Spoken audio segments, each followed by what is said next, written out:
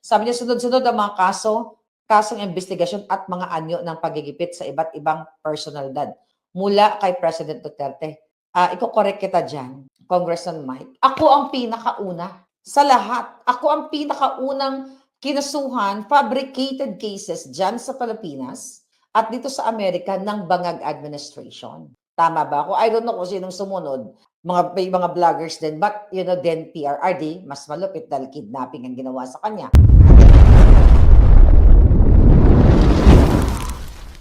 Sabi niya sa akin, Palangga, naalala ko, nung day 1 ka pa lang, nung nagtataka kami sa'yo, ano ba ito pinagsasabi ni Palangga, ni Maharlika? Ano ba yun? BBM kami, tapos biglang nagkagal. Kung nakinig lang sana sila sa'yo, sa mga sinabi mo, baka hindi nangyari ito. Sabi ko, I think, tama naman, pero kailangan natin mangyari. Kailangan to mangyari para makita natin kung gaano ka-demonyo ang Bangag Administration. Sabi pa ni Palangga sa akin, ni Hugh Grant, nalala ko dati, challenge mo na si Inday Sara. Inday, magsalita ka na. Umalis ka na dyan sa mga bangag na yan. Ganyan. Totoo, umalis si Inday sa mga bangag. Nalaman natin lahat at ito na yung nangyayari. Pero mga kababayan, yun na nga.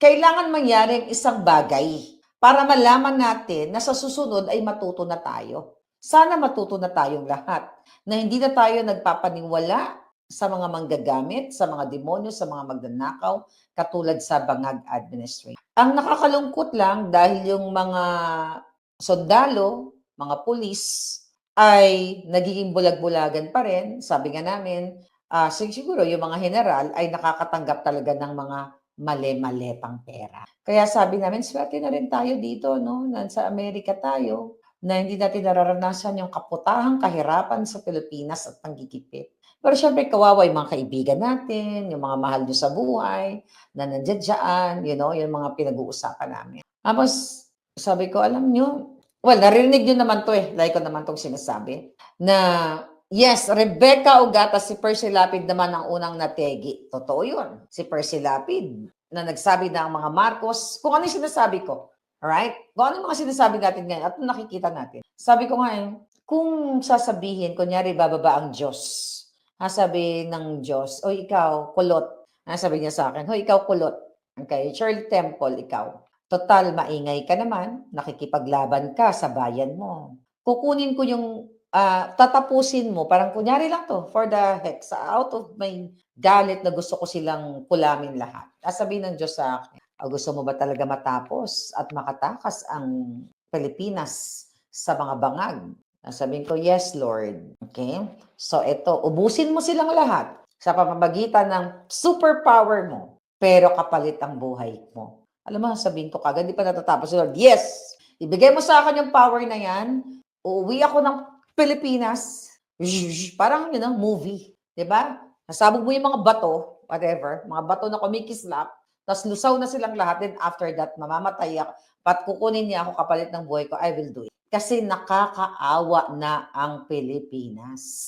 Sobrang nakakaawa dahil kayo dyan. Lahat ulit-ulitin ko, ginagawa kayong bobo. Ang education ng mga anak ninyo, ulit-ulitin natin, ang pondo ninanakaw ng mga hayop dyan ngayon. Ayaw ng bangag ng mga politikong demonyo na tumalino kayo. Ayaw nila kayong mag-isip. Gusto nila kayong makontento sa 10 kilograms na bigas.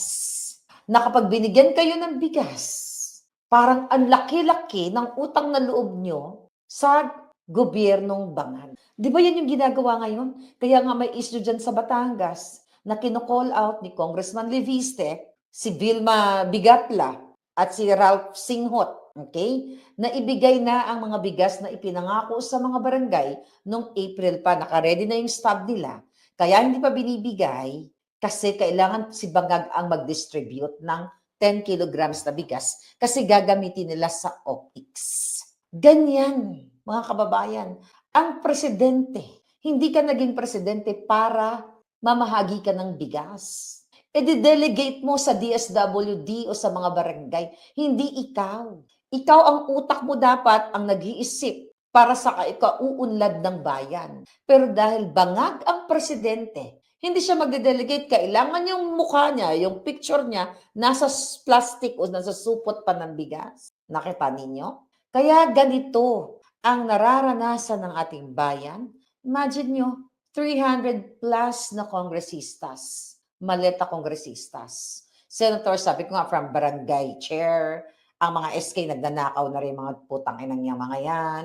Lahat dyan sa barangay, mayor, vice mayor, councilors, lahat yan, mga kababayan. Lahat nagnanakaw ng milyon-milyon. Kaya ganyan ang buhay ninyo. Aanin pa yung bigas kung patay na kami, sabi ni Jason. Ayun na nga, kaya kailangan talaga kumilos ang taong bayan. Sabi ko, alam mo kung ang mga military at ang mga polis, manindigan sila para sa Pilipino. At ang mga julul na mga taga-simbahan, okay, na katulad ni Socrates, katulad ni Siciliano, katulad ni, sino pa yung running priest na dati sila mga antay-bangag, ngayon tuwang-tuwa na sila sa magnanakaw na si Bangag. Kaya nga ang question natin, kasi nga, baka nabigyan sila ng mali-maleta. Ganito ka-bitter ang Bangag administration kasi nga gusto nilang tuloy-tuloy ang pamumuno ng Adictus Benedictus para hindi sila maparusahan at hindi nyo makita, taong bayan, kung gaano na karami ang ninakaw nila. Siyempre, pag nag-change of government sa 2028, iimbestigahan yan kung gaano karami ang ninakaw nila at pananagutin sila. Kaya takot ang mga putang inang Bangag admin. Ako 2022 pa lang, actually July pa lang, nandyan pa lang ako sa Pilipinas. Gigil na ako sa Jutang Genemes na Bangag, Lisa Tanas at pamilya niyang magnanakaw. Pamilya niyang demonyo. Kung meron pang lumagpas sa pinakademonyo, sila yon. Sila yon. Mga kababayan, sabi ko nga, sa araw-araw nating pakikipaglaban, sana kumilos kayo. Kasi hindi naman ito para sa akin, para ito sa inyo. Ang mga anak ninyo ginagawang bobo, 'di ba? Kayo mismo na mga magulang, gusto nila makontento kayo sa mga ayu-ayuda, 'di ba? Tapos itong si Bangag pumunta sa Obando, Bulacan itong araw na ito. Nagyabang ang putang inang Adictus. Anong sabi niya?